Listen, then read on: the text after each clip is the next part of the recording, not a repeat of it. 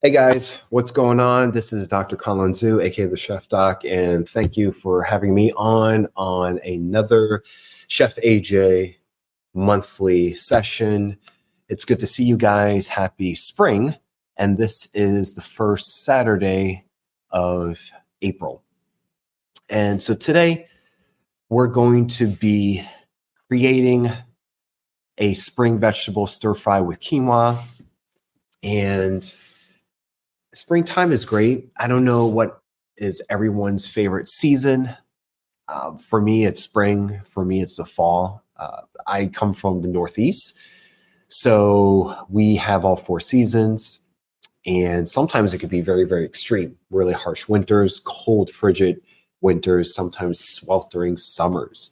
So I really enjoy the spring and the fall. And for you guys that are watching, what are some things that come to mind whenever you think of spring? Just write it down in the chat.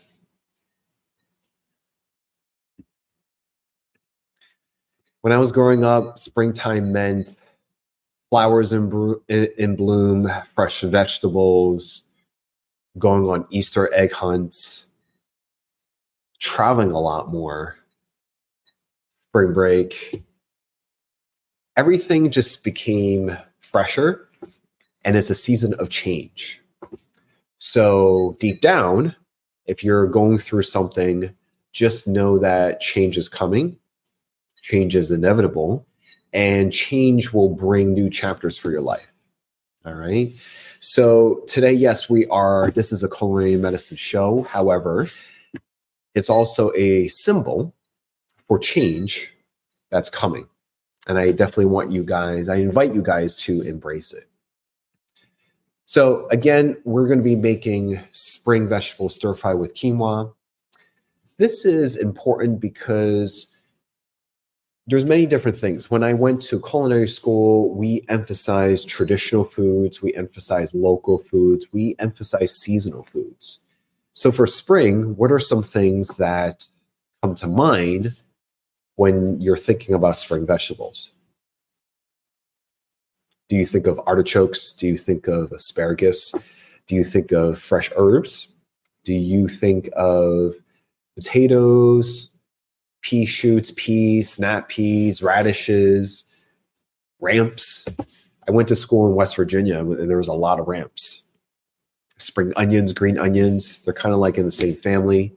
Spinach, Swiss chard, carrots, beets. These are different spring vegetables. In this recipe, the stars are going to be, in this recipe, asparagus, snap peas, our onions or garlic, our kale, carrots. Those are going to be our spring vegetables.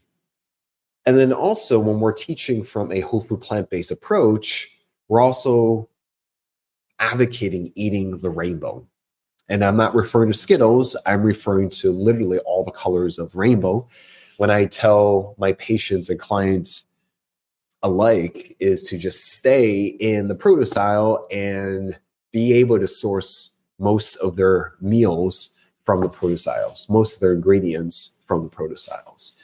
And we'll get into this a little bit, but vegetables, fruits, they have so much vitamins, minerals, fiber, antioxidants, phytonutrients, enzymes when we're eating things raw, right? Because if we're eating things animal-based, we can't eat them raw, right? So there's enzymes that when we're eating things raw, we're also consuming in our bodies as well. So that's also an added benefit. Vegetables and fruits in general have 64 times more antioxidants than animal-based foods. And that helps us to ward off oxidative stress, right? Oxidative stress is kind of like rust to a car. Super, super important. All right. So let's get into this recipe. What I'm going to first start off is cooking the quinoa. So what we're going to do is we're going to pour, it calls for 2 cups of either water or vegetable broth. So we have vegetable broth here, and we're going to do 2 cups of this.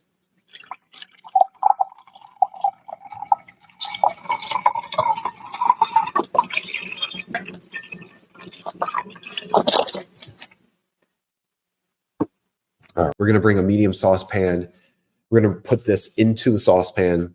You're going to bring it up to a boil, okay? And then once it gets up to a boil, you're going to stir in the quinoa. You're going to reduce the heat, set it down to low, cover, simmer for another 15 minutes until the quinoa is actually cooked. And then the liquid is also absorbed. And then on top of that, you're going to remove it, let it sit for another 5 minutes, and then that's how we're going to get things going. So let's get that started.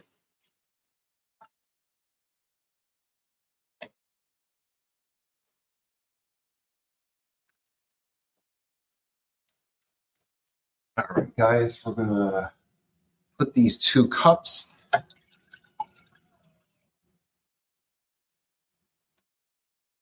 of the vegetable broth and just wait for it to come back to a boil, and then we're going to throw in the quinoa. All right, so now that it is boiling, then what we're going to do is put in 1 cup of quinoa.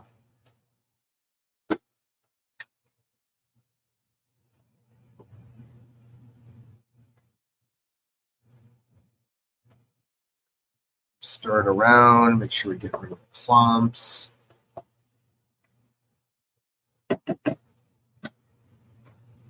And then we're going to put it on simmer.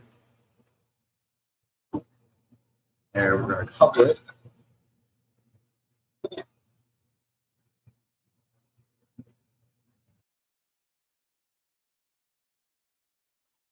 All right, so we're going to take a couple of cloves.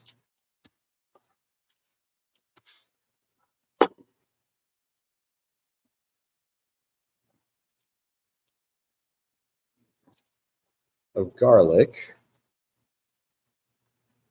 I love garlic and everything, so we're going to mince this.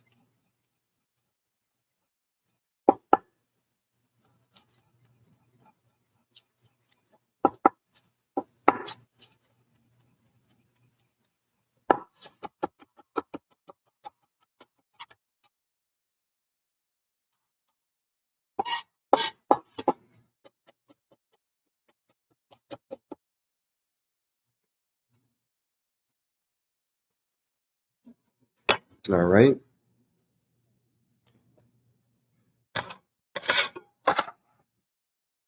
Put this on a side.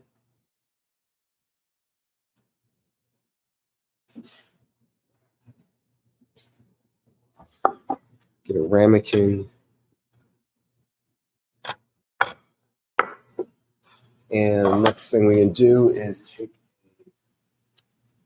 red onion.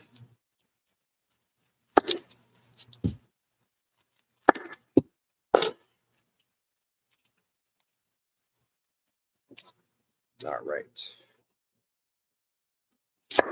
So we're going to do this diced. So we're going to take off this guy.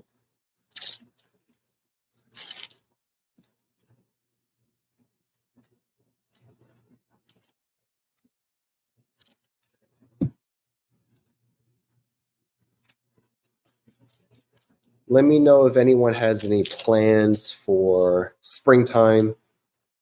Is your family traditions to travel?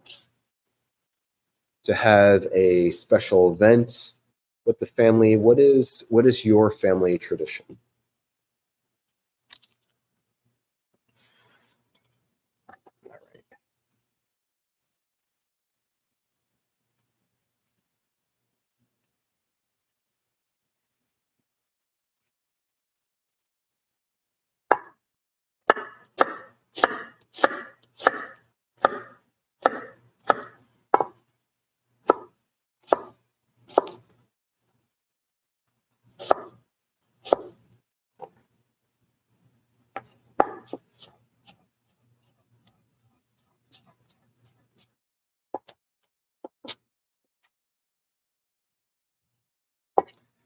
One of the reasons why we emphasize local when I went to school is because we want to be cognizant of the food miles that a certain food has traveled. Does anyone understand what does food mileage mean? Write it into the chat.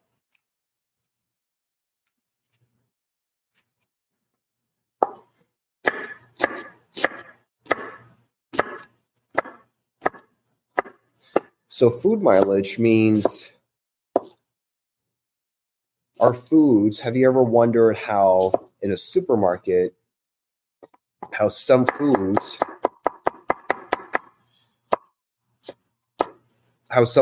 are just there all year round, right? They're just there all year round, and it is bonkers that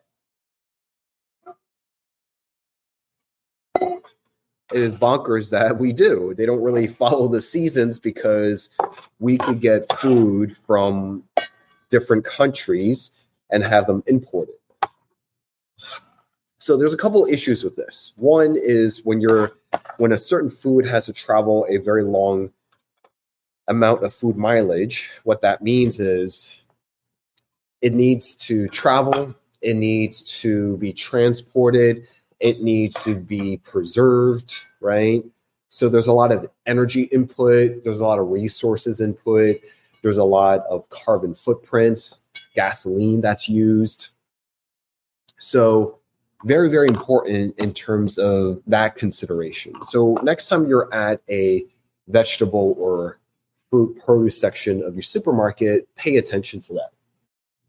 Because the further away, the more mileage. The more mileage means that there was more carbon footprint.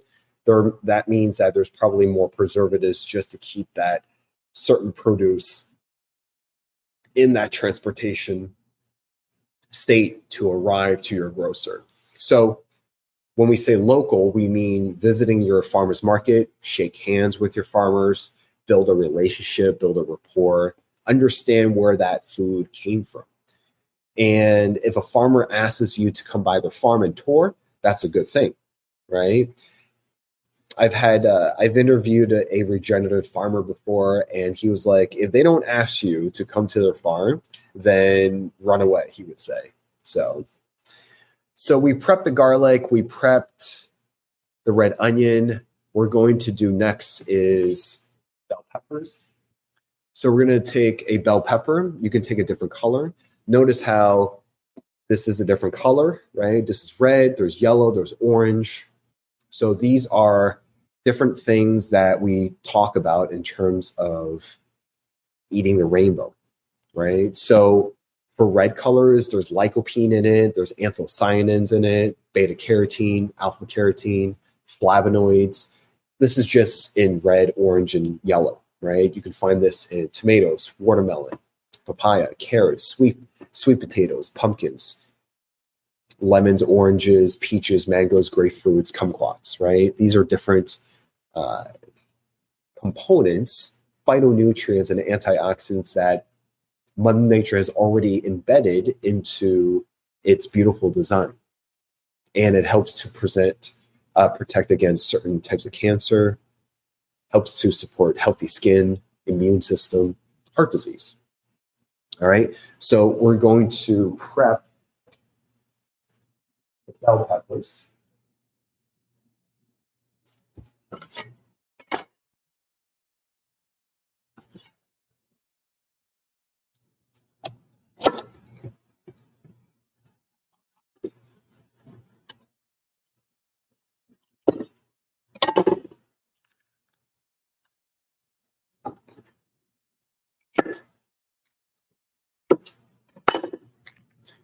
Make sure to always be mindful of how your knife is because they're super, super sharp and you don't want to cut yourself.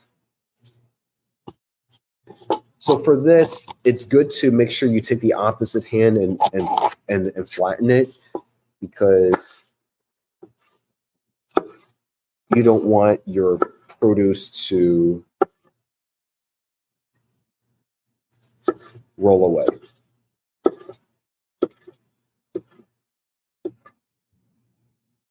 So we're going to thinly slice these.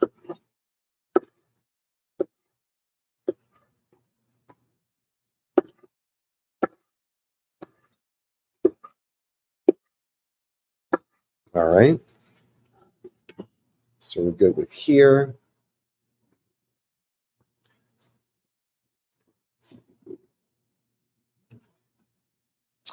Next on our list is a cup of asparagus. Asparagus is a beautiful, beautiful spring vegetable. I love asparagus, but sometimes it could be presented, it could be more presented in a different way to bring out not just the flavor, but also presentation-wise. So what we're going to do is I'm going to cut the ends. I'm going to tail these.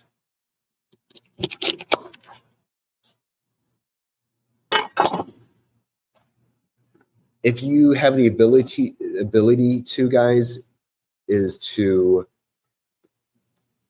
make sure you have composting. That would be great. We're going to chop these into 1-inch pieces. So what we're going to do is go like this.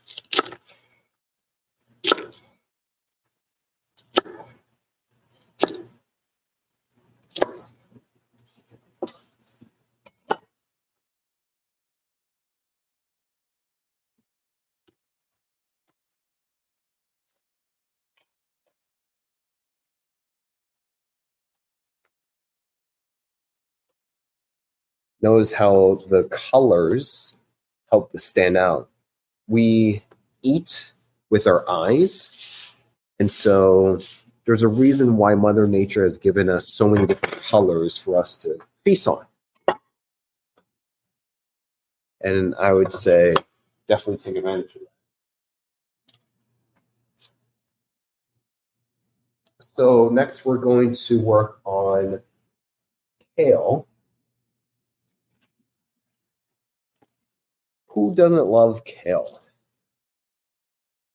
Write in the comments below in the chat, how have you used kale before? Do you make kale chips? Do you saute them? What kind of dishes do you incorporate it? Let me know in the comment below. All right. So for this, we want to be able to get rid of the stems. So this very long stem like this, we want to be able to get rid of it. Composting, of course. So I take the tip part of my knife and I kind of run it along. So you kind of just take out the stem like that. And then I just do a rough chop.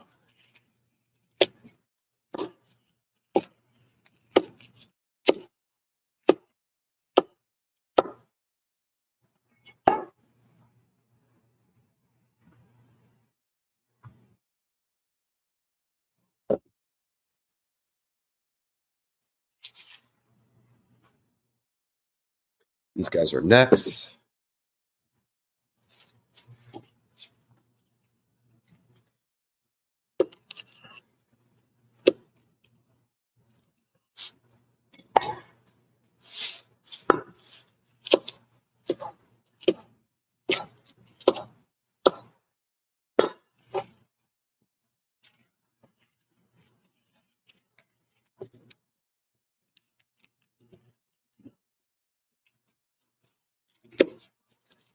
And then also write in the comments or chat below, what is the most unusual dish you had to make? Actually, before I ask that question, what type of comfort food dish did you grow up with that you now have decided to make a plant-based version of it? And I want you to write what that is in the comments or chat below. I think mac and cheese is a very popular one.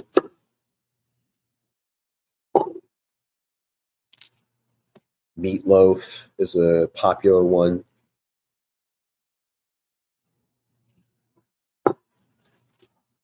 For me, it's been noodles. I grew up, my comfort food is noodles, so we would make all kinds of plant-based versions of it.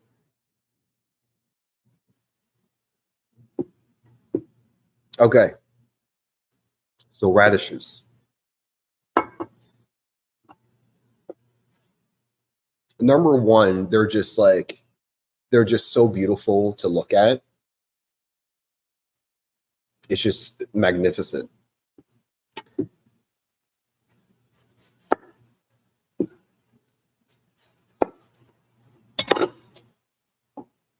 What I'm going to do here is I'm just going to thinly slice them.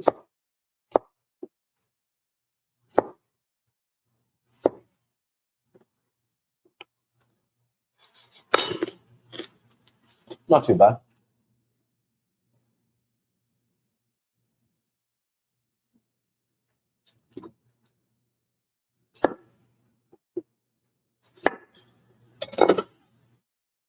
I compost everything, so make sure they go back to Mother Nature. Do you guys know, on average, what percentage of Americans throw their food away? Please write it. Please guess in the comments or chat below. All right, guys. So I am fluffing the quinoa now. I turn off the flame, and I'm just going to let it just kind of rest a little bit for another 5 minutes. Almost probably 2% of the liquid is still there. So we're going to let it just kind of sit for a little bit.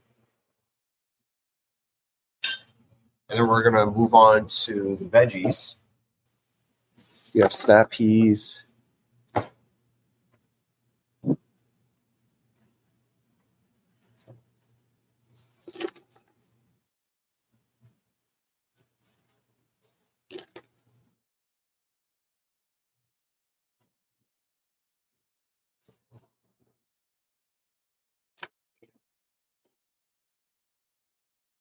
All right. So we're going to make them into a bias cut like this.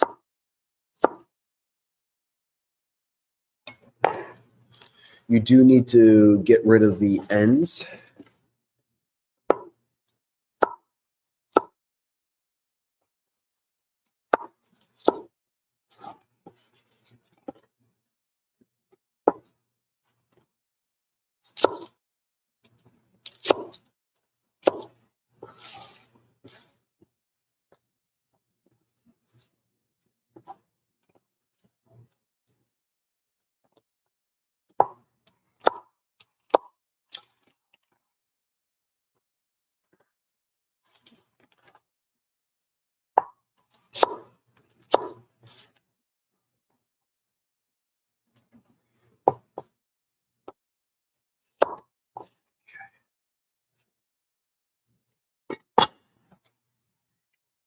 And then also we have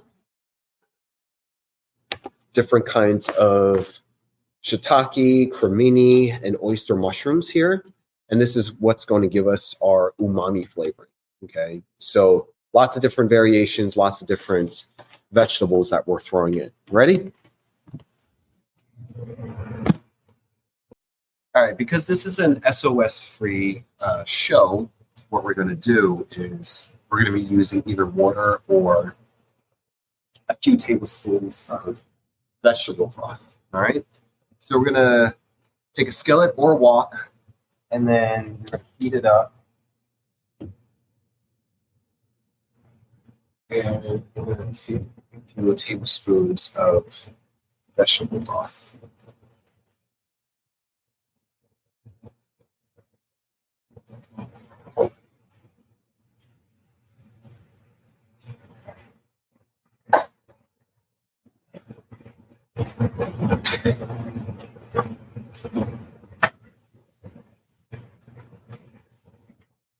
And then what we're going to do is add minced garlic.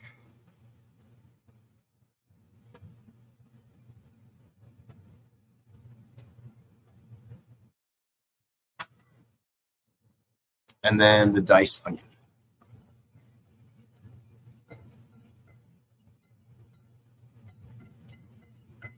You're going to cook it down. You're going to look for translucency.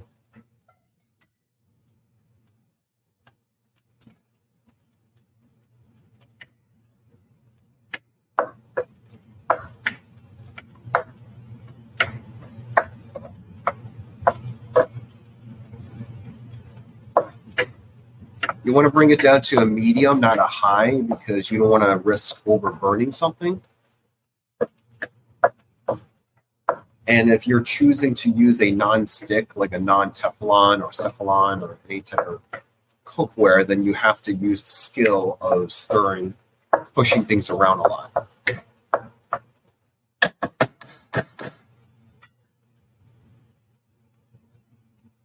You guys can't smell this, but I smell it. The garlic is really hitting through. It smells amazing.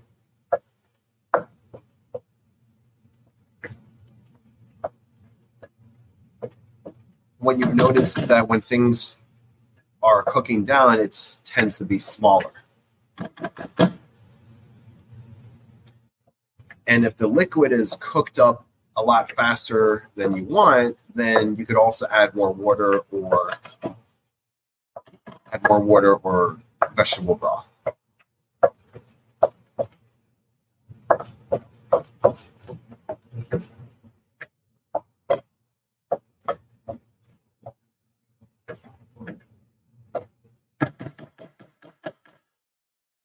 All right, so this is good. What we're going to do is add asparagus, snap peas, bell pepper, mushrooms, kale, radishes, and also carrots. We have carrots in this as well.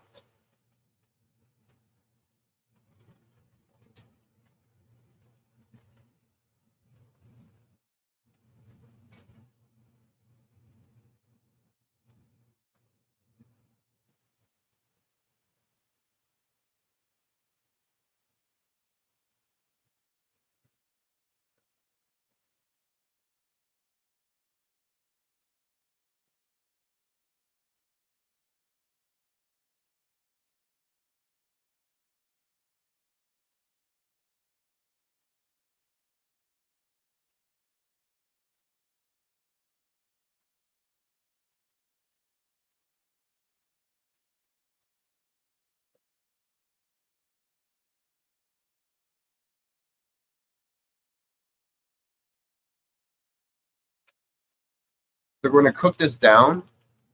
I'm probably going to turn the flame down a little bit. Cook this down for another 5 or 7 minutes.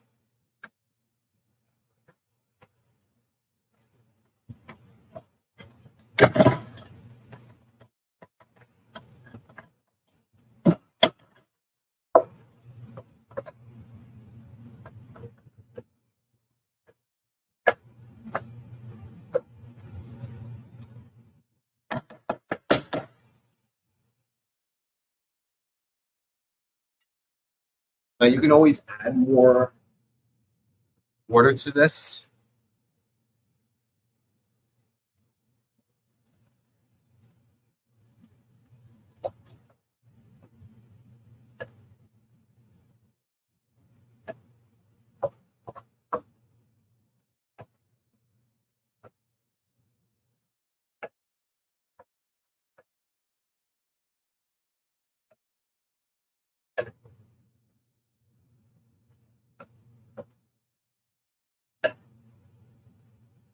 And what you want to do is that when it's cooking down, you're looking for the color to pop. And when you taste it, it's supposed to be a tender crisp.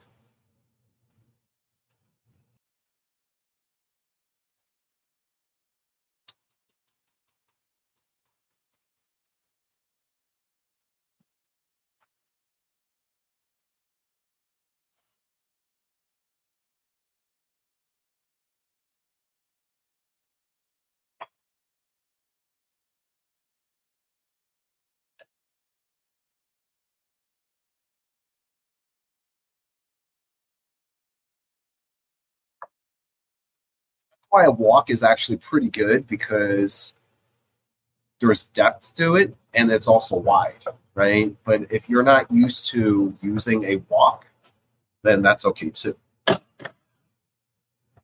There's always options. In cooking, there's always options. What limits you is really your creativity and imagination. So from here,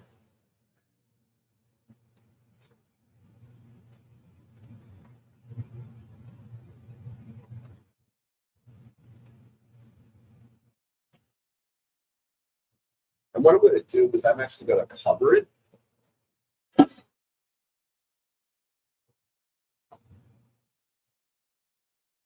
going to sprinkle a little bit more broth and then cover it.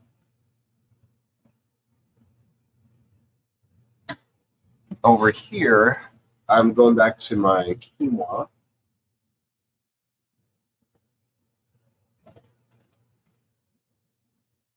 Everything is good. Nice and fluffy.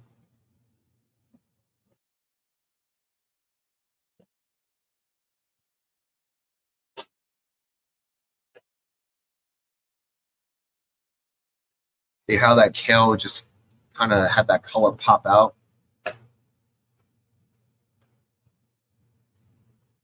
And it's supposed to wilt like this.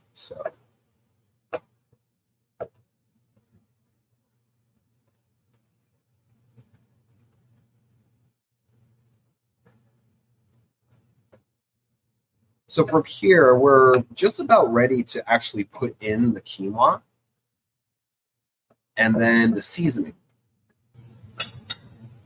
All right. So I'm going to put in the quinoa.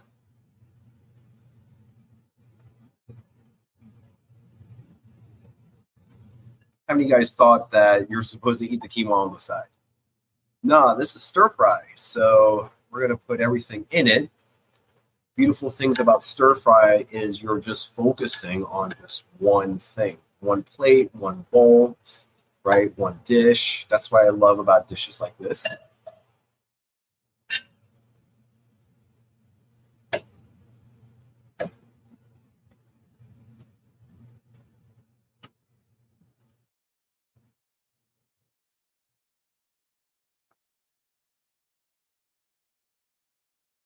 I'm going to turn down the heat a little bit.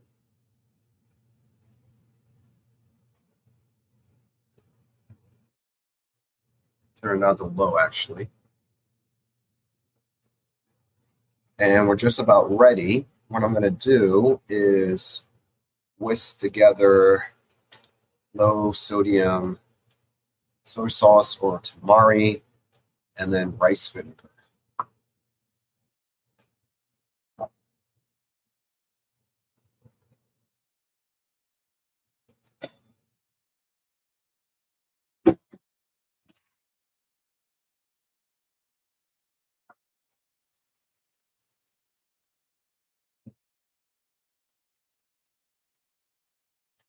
So around 2 tablespoons, I'm just going to eyeball it.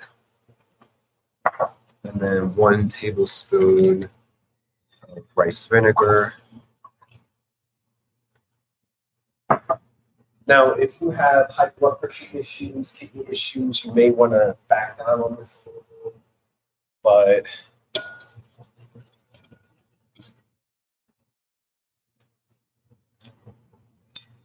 all right. So this is good.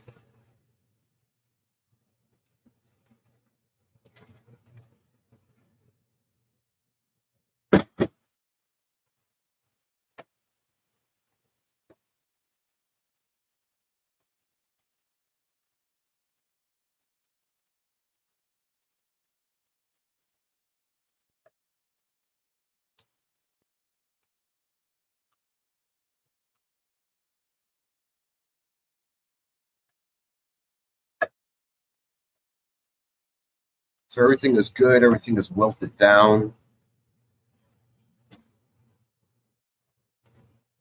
It's good. Taste it a little bit.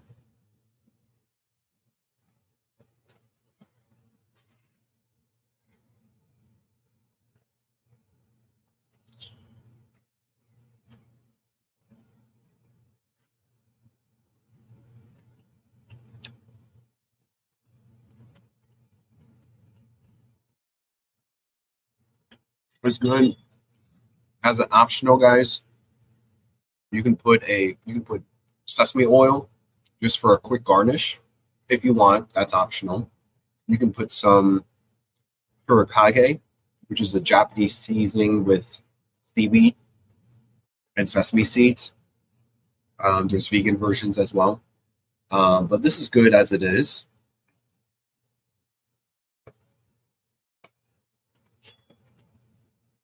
Turn off the flame.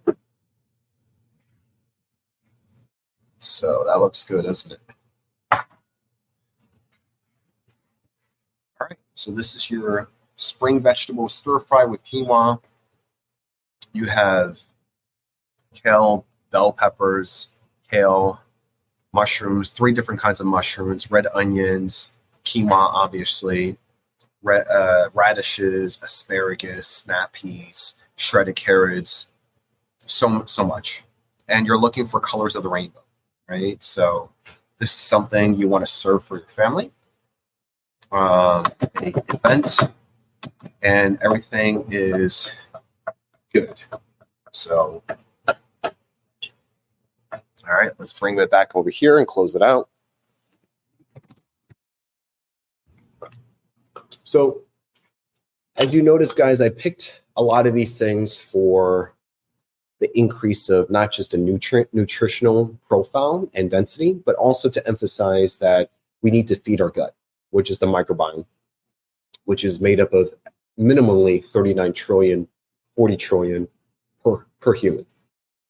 Essentially, we're just one gigantic superorganism walking around. When we feed it good gut bacteria, when we feed the good gut bacteria good food, which is called prebiotics, which is made up of soluble fiber, as well as resistant starches, which comes from the variety and diversity of our plant kingdom, then you're feeding our good gut bacteria, which is also called a probiotics, and they produce something called postbiotics, which gives us short-chain fatty acids like butyrate, acetate, and they help to regulate our weight, cholesterol, immune system, blood pressure, all kinds of stuff. We're just scratching the surface of how it's optimizing our body. And so the reason why I picked this one is because it's also National Stress Awareness Month or National Stress Month, and in this month of April. And so mental health, there's a huge connection between mental health and your gut health. There's a two-way highway. So when you're feeding your gut well, you're also feeding your mind well, all right? 90% of our serotonin receptors are in our gut. 50% of our dopamine receptors are in our gut. So there's a huge two-way highway. And it's very, very important that we feed our gut very, very well. Guys, I want to thank all you guys for watching and listening. I want to thank Chef AJ for her brilliant community leadership through her work over the years, as well as this YouTube channel. I do want to let you guys that this is my last episode here on Chef AJ. I cannot give you, I have so much appreciation and gratitude for you guys for following me month after month. And, you know, I'm really humbly very touched by everyone. And I hope you got a lot of value from watching me every time that I've been here. And I just want to say, if you guys want to continue following me or learn what I do, the website is thechefdoc.app. And we still have coaching services where we help people lose weight, prevent chronic disease, and be able to tip the scales in terms of what plagues our nation. These are 3-month, 12-week programs. We are recruiting for April.